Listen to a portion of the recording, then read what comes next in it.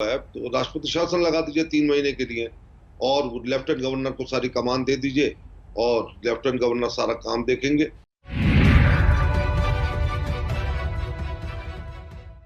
नमस्कार, इन खबर में आपका स्वागत है। कोरोना ने कोहराम मचा दिया है। देश की राजधानी दिल्ली सबसे ज्यादा हलकान है क्योंकि यहाँ पे दो सरकारों की लड़ाई में आम आदमी पीस रहा है। सड़क से लेकर के और अस्पताल तक तड़प तड़प करके दम तोड़ रहा है। हाई कोर्ट लगातार सुनवाई कर रहा है लेकिन सिस्टम पे कोई फर्क नहीं पड़ रहा है। ऐसे में सवाल उठता है कि क्या सरकारें फेल हो गई है? आम आदमी सरकारों की लड़ाई में क्यों पीसे? और क्या राष्ट्रपति शासन लगना चाहिए दिल्ली में? ये हम नहीं कर रहे हैं। आपके ही एमएलए हैं मटिया महल से, 6 बार से वहाँ जीतते रहे हैं। वो अभी आप में शामिल हुए हैं और उनका नाम है शोएब इकबाल। उन्होंने खुद दिल्ली हाई कोर्ट से कहा है कि राष्ट्रपति शासन लगा दीजिए, नहीं तो यहाँ पे लाशें बिछ जाएंगी। लाशें तो रोज़ बिछ ही रही है। जो लोग असहाय और बेबस होकर के ऑक्सीजन के अभाव में, दवाई के अभाव में अस्पताल के अंदर और अस्पताल के बाहर चौखट पे दम तोड़ रहे हैं, वो लाशें ही तो बिछ रही है। अब सबसे बड़ा सवाल ये उठ रहा है कि आखिरकार शोएब इकबाल ने ऐसा क्यों कहा? सुनिए पहले उनको। अपना दिल्ली सेंटर पे ब्लेम करती है, सेंटर दिल्ली पे करती है, तो इसलिए नहीं होना चाहिए। आज की तारीख में अब खत्म हो चुका है। जब हम मदद ले रहे हैं एक दूसरे की, हमारा इंडिया ले लिया, पूरी दुनिया की मदद ले लिया है, हेल्प ले लिया है, तो दिल्ली भी सेंटर की मदद ले और सेंटर भी दिल्ली की मदद करे।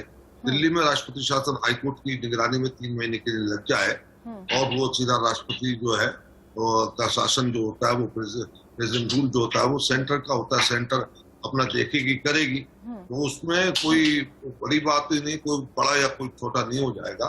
अगर से बचाना है दिल्ली की जनता को तो ये काम तो लाजमी आपको करना पड़ेगा। तो बिल्कुल यही है।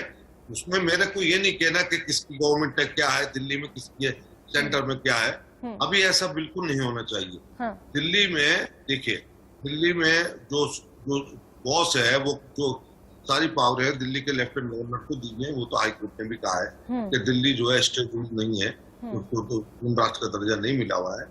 हमारा इसमें क्या है कि 3 महीने के लिए अगर हम ऐसा करते हैं तो कौन सी बुराई जाती है? 3 महीने के अंदर आप देख लीजिए कि अगर वो अपना राष्ट्रपति उपराष्ट्रपति ऐसा नहीं करते हैं तो वो भी एक्सपोज हो जाएंगे, सेंट्रल गवर्नमेंट भी एक्सपोज हो जाएगी।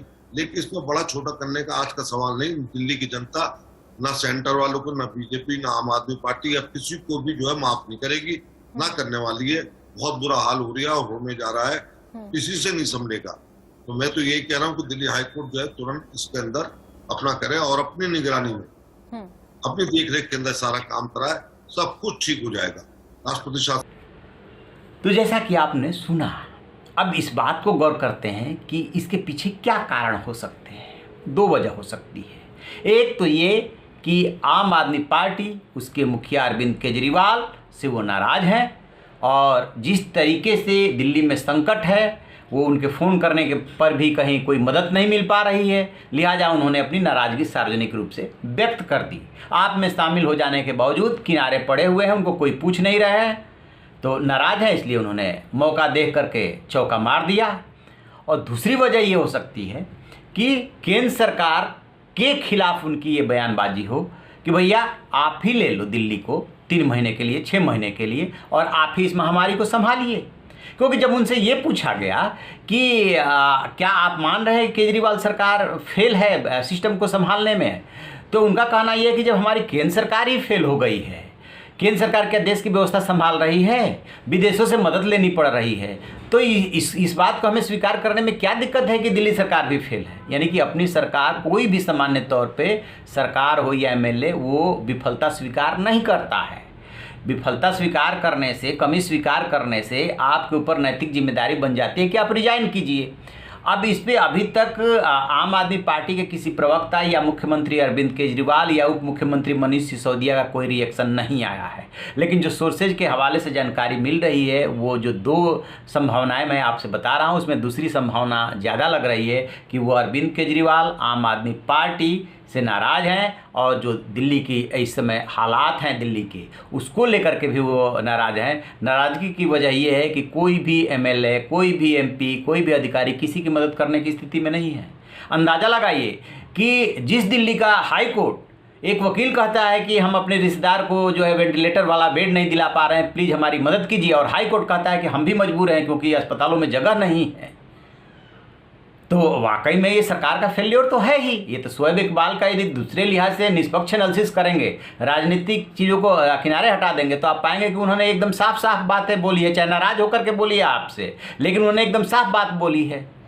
ऐसे ही साहस और सरकारें भी दिखाएंगी या और एमएलए भी दिखाएंगे। जिस प्रदेश में, यानी कि उत्तर प्रदेश में 2-2 एमएलए मर गए, एक एमएलए ने स्वास्थ्य मंत्री को चिट्ठी लिखी थी कि मुझे मैक्स में एक बेड दिलवा दीजिए, और वो बेड नहीं दिलवा पाए और वो स्वर्ग सिधार गए। वहाँ तो कोई कुछ बोल नहीं रहा है, लेकिन यहाँ पे ये बोल गए हैं और सरकारों को आज नहीं तो कल ये स्वीकार करना पड़ेगा कि वो फेल हुई हैं। तो इस पर हमारी नज़र है। जैसे और अपडेट मिलेगा आपसे साझा करेंगे। आप रहिए ना बेखबर, देखते रहिए इन खबर। Thank you.